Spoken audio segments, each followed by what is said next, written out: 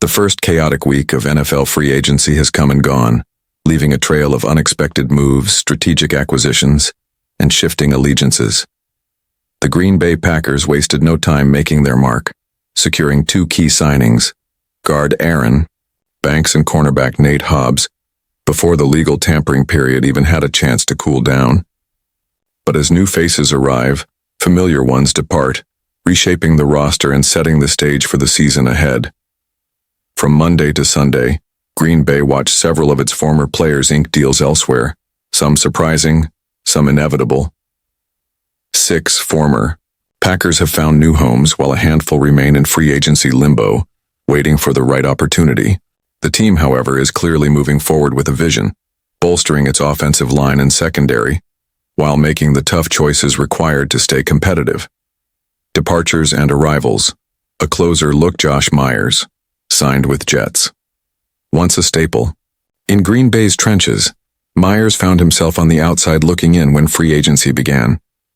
Despite his starting experience, the league wasn't convinced he warranted a long-term investment, and the Jets secured him on a modest one-year, $2 million deal. The Packers, moving swiftly, replaced him with Aaron Banks, an undeniable sign of their assessment of Myers' tenure. Isaiah McDuffie, re-signed with Packers. Not all departures were permanent. McDuffie returns to the Packers on a 2-year deal, reinforcing the linebacker core with his dependable play. A 25-game starter in the past 2 seasons, his presence solidifies the unit behind Key Walker and Edgerrin Cooper, with Tyron Hopper providing additional competition. Eric Stokes, signed with Raiders. A former first-round pick, Stokes' time in Green Bay was marked by potential that never fully materialized. Though he appeared in all 17 games last season, his diminished role suggested change was on the horizon. Now he embarks on a fresh start in Las Vegas, while the Packers begin a transformation in their secondary. Eric Wilson, signed with Vikings.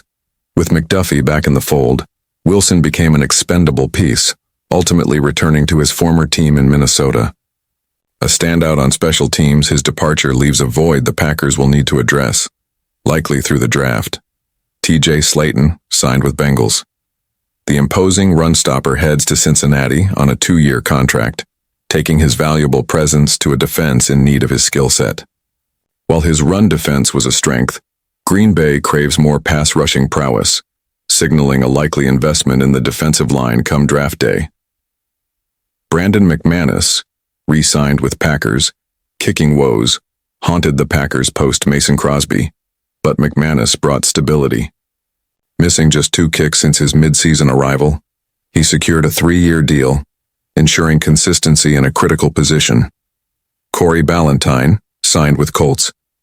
A serviceable backup and special teams contributor, Ballentine moves on, leaving Green Bay with promising young corners Kalen King and Kamal Hadden.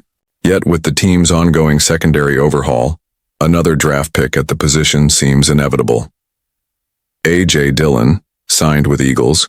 A once promising force in the backfield, Dillon's career stalled after missing the entire 2024 season due to a neck injury. Now medically cleared, he seeks redemption in Philadelphia, a franchise known for maximizing running back talent. Meanwhile, the Packers seem comfortable moving forward with Josh Jacobs leading their ground game. Who's still in limbo? Some names remain in free agency purgatory, waiting to see where the chips fall. Tight end John Fitzpatrick, left tackle Andre Dillard, and cornerback Robert Rochelle could still return under the right circumstances, though competition and positional depth may determine their fates. Tyler Davis, however, faces an uphill battle after consecutive injury-riddled seasons.